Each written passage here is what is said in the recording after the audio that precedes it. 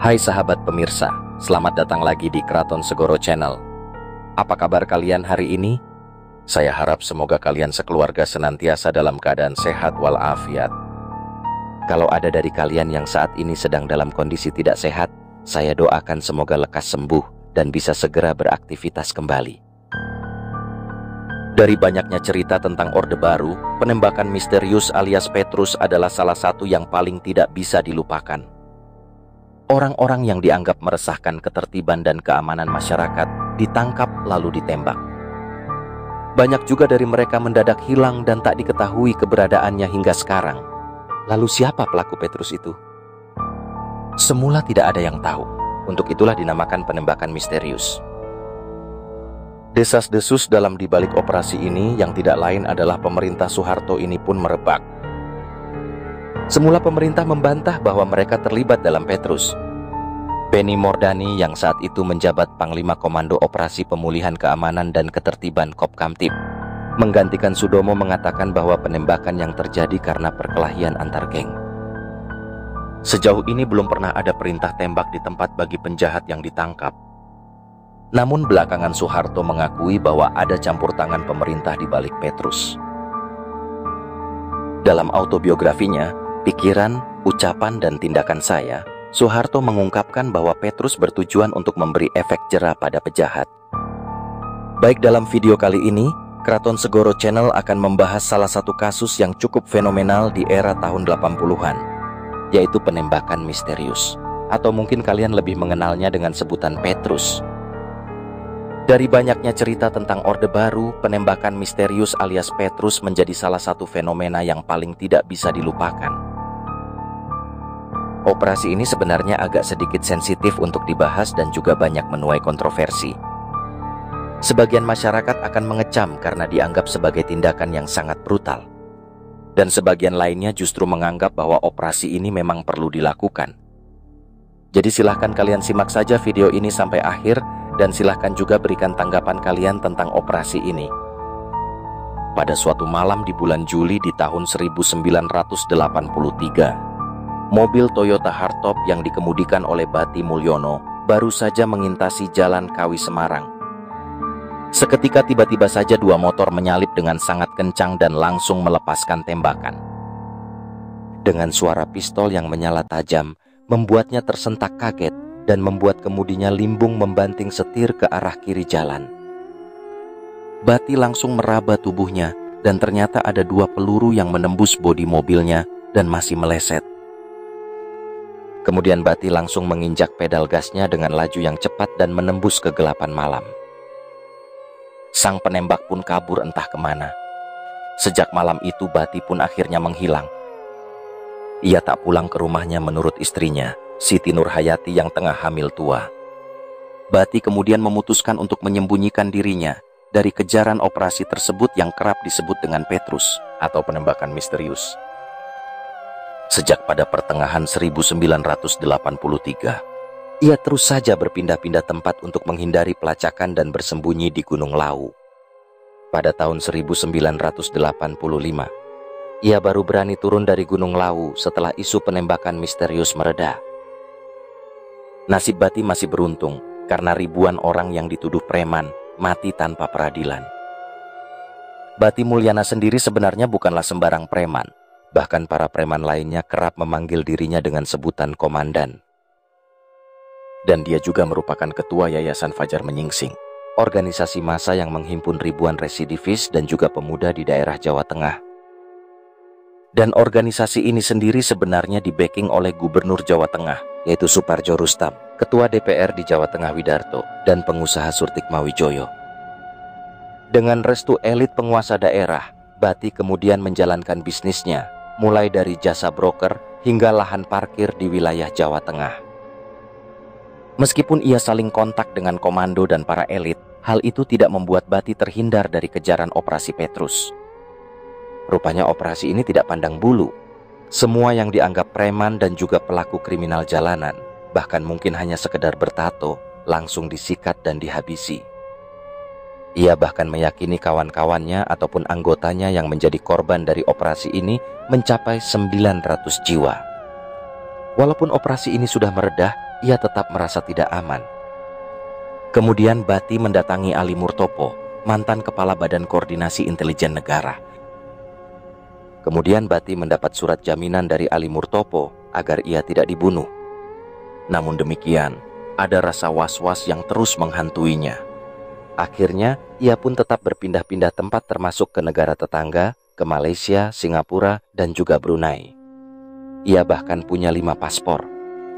Dan bukan hanya ia saja, teman-temannya pun sampai melarikan diri ke Dubai. Itulah pengakuan Bati yang selamat dari pengejaran Operasi Petrus. Mengapa ia bisa menjadi pentolan yang diincar? Tentu ini ada latar belakangnya. Namun, karena sejarahnya yang cukup beragam versinya dan juga simpang siur, begitu juga dari kisah lain datang dari Abu Santoso, seorang mantan petinju. Ia adalah target operasi yang selamat dan mengaku mendapat surat yang berwarna jambon. Ia kemudian diwajibkan ikut apel setiap hari Senin di kamar formal Mantri Jeron, Yogyakarta. Selama hampir setahun ikut apel, tidak membuat dirinya lolos dari target. Beberapa kali ia mengalami penggerbekan oleh orang yang tak dikenal, tapi ia berhasil lolos dengan bersembunyi di atas pepohonan. Abu Santoso bahkan tak tahu mengapa ia selalu diburu. "Memang saya suka berkelahi, tapi saya tidak pernah melakukan tindak kejahatan," ucapnya. Dalam kasus ini, orang-orang yang dianggap meresahkan ketertiban dan juga keamanan masyarakat ditangkap lalu ditembak. Banyak juga dari mereka yang mendadak hilang dan tak diketahui keberadaannya. Dan kebanyakan orang yang dibunuh adalah residivis, khususnya di Jakarta dan juga Jawa Tengah. Para residivis ini lebih dikenal dengan sebutan gali, sebuah singkatan yang menggabungkan dari anak-anak liar. Dilihat dari motif pembunuhannya, tujuan utama Petrus yang paling jelas adalah untuk menangani para penjahat seperti preman, pencuri, dan bahkan bandar judi. Biasanya para penjahat ini ditangkap secara berkelompok dan dibawa ke lokasi yang sepi. Di sana, pelaku akan disiksa dan tubuhnya ditarik keluar menggunakan simpul kain. Dalam hal ini, hanya orang terlatih yang dapat melakukan hal ini. Setelah disiksa, para penjahat biasanya langsung ditembak mati. Korban kemudian ditinggal sendirian di jalan atau di taman. Penembakan ini dianggap sebagai salah satu cara tercepat untuk memberantas penjahat. Namun cara ini tidak sesederhana itu dan dianggap salah, juga merupakan pelanggaran hak asasi manusia. Selama 2 tahun, banyak penjahat bersembunyi karena ketakutan di Indonesia, khususnya di Jawa dan wilayah lain tempat Petrus beroperasi. Jika tidak, mereka datang ke rumah sakit untuk menghilangkan tato tersebut. Beberapa orang menggunakan setrika untuk menghilangkan tato di tubuhnya. Saat itu tato yang dianggap sebagai simbol penjahat. Yang lebih menakutkannya lagi adalah orang yang melakukan operasi ini juga terkadang ketahuan secara tidak sengaja. Bagaimanapun juga dengan orang-orang yang telah menjalani kehidupan normal, yang bukan penjahat atau mantan penjahat, harus menerima timah panas. Semuanya diperkirakan hampir lebih dari 1.000 penjahat yang meninggal dalam 2 tahun ke depan. Dan diperkirakan para target yang meninggal secara tragis tanpa pernah teridentifikasi. Penyelidik Republik mengatakan belasan anak Petrus berasal dari tim Pusan, kata Stanley. Mereka semua mengenakan topeng dan berpakaian serba hitam. Kemudian mereka mencari target dengan menyerbu rumah target di tengah malam. Dalam beberapa kasus, banyak korban yang dieksekusi di depan keluarga korban dan disiksa lalu dibawa ke tempat yang sepi. Dan ada yang mengatakan pola lain yang membawa korban ke satu lokasi, lalu dibunuh dan dibuang ke lokasi lain atau ke jurang. Itu sebabnya korban Petrus tidak pernah aman. Jumlah korban operasi Petrus bervariasi. Menteri Luar Negeri Belanda, Hans van den Broek, memperkirakan jumlah korban mencapai 3.000 orang. Sementara itu, kriminolog Mulyana Wikusuma memperkirakan jumlahnya mencapai lebih dari 2.000 orang. Dan yang lebih mengejutkan lagi adalah ada peneliti di Monash University, David Borcilla, yang menemukan angka yang lebih mengesankan yaitu 10.000 korban. Jumlah tersebut tidak hanya mencakup mereka yang hilang, tetapi juga mereka yang jenazahnya telah ditemukan. Ciri unik dari kasus pembunuhan ini adalah ketika mayat ditemukan, para penemu akan diberi amplop yang berisi uang tunai dengan nilai nominal sekitar Rp25.000. Uang ini akan digunakan untuk upah penguburan jenazah. Warga biasanya memberi julukan banding pada jenazah tersebut. Fenomena Petrus sungguh mengerikan. Di sisi lain, warga juga bisa merasa aman. Alasannya, mereka sepakat bahwa lebih baik penjahat mati daripada mengganggu masyarakat. Fenomena Petrus pada akhirnya sangat mirip dengan buah si malakama dimakan atau tidak tetap berujung petaka. Dari tahun 1983 hingga 1985, media dibungkam sepenuhnya oleh pemerintah.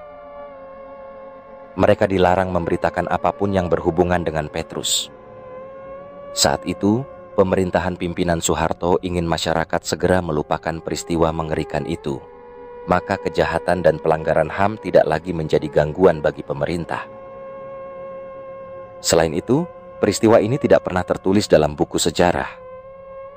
Tindakan di balik Petrus masih menjadi misteri bagi publik. Awalnya tidak ada yang tahu. Oleh karena itu, fenomena tersebut kemudian disebut Petrus atau penembak misterius. Destruksius dalang di balik operasi ini, yang tidak lain diduga adalah pemerintah Soeharto akhirnya merebak. Semula pemerintah membantah bahwa mereka terlibat dalam Petrus. Denny Murdani yang kala itu menjabat Panglima Komando Operasi Pemulihan Keamanan dan juga Ketertiban, menggantikan Sudomo, mengatakan bahwa penembakan yang terjadi adalah karena perkelahian antar geng. Namun belakangan ini, Soeharto mengakui bahwa ada campur tangan dari pemerintah di balik operasi Petrus. Hal ini tertuang dalam autobiografinya yang berjudul Pikiran, Ucapan, dan Tindakan Soeharto, yang mengungkapkan bahwa Petrus bertujuan untuk memberikan efek jera kepada penjahat. Ia mengatakan ia harus dengan kekerasan. Tapi kekerasan itu bukan lantas dengan tembakan dor-dor begitu saja. Yang melawan harus ditembak, ungkapnya. Yang secara tidak langsung, ia mengakui bahwa ada campur tangan pemerintah dengan menembak mereka yang melawan. Masih banyak sekali industri yang ada di balik operasi Petrus, seperti Laksamana Sudomo, yang diduga merupakan pelaksana dari operasi berdarah ini. Sejarah kelam ini juga memiliki banyak versi, sehingga jika kalian tahu atau punya pendapat lain, silahkan kalian tuangkan pendapat kalian dalam kolom komentar. Apakah kalian setuju jika pemberantasan kejahatan ala Petrus diaktifkan kembali? Terima kasih sudah menonton video ini hingga selesai. Jangan lupa untuk klik like, share, subscribe, serta pendapat kalian mengenai kasus ini di kolom komentar. Jaga kesehatan selalu, dan sampai jumpa lagi di kisah nyata kasus kriminal berikutnya dari Kraton Segoro Channel.